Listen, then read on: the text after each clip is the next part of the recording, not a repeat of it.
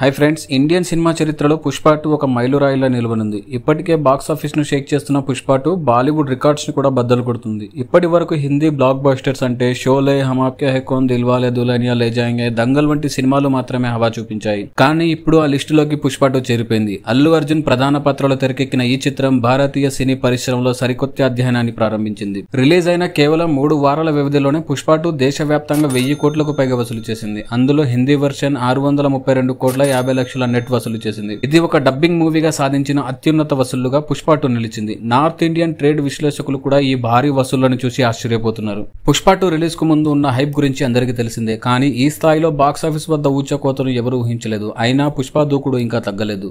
ఇప్పటికీ థియేటర్లలో హౌస్ఫుల్ షోలను చూసి అభిమానులు పండగ చేసుకుంటున్నారు. వీకెండ్లలో ఈ సినిమా వసూళ్లలో మరింత గ్రోత్ కనిపిస్తుంది. మరో 15 రోజుల వరకు ఈ జోరు ఇలాగే కొనసాగుతుందని ట్రేడ్ విశ్లేషకులు చెబుతున్నారు. వసూళ్లు 700 కోట్లు దాటడం ఖాయమని, అలాగే 800 కోట్ల మార్కు కూడా చేరే అవకాశం ఉందని చెబుతున్నారు. అంతేకాకుండా రీసెంట్ వార్తల ప్రకారం మేకర్స్ పుష్ప 2లో 20 నిమిషాల అదనపు ఫుటేజీ జోడించాలని భావిస్తున్నారు. ఇది జరిగితే రిపీట్ ఆడియన్స్ థియేటర్లకు మళ్లీ రావడం ద్వారా సినిమాకు మరింత మైలేజ్ అందనుంది.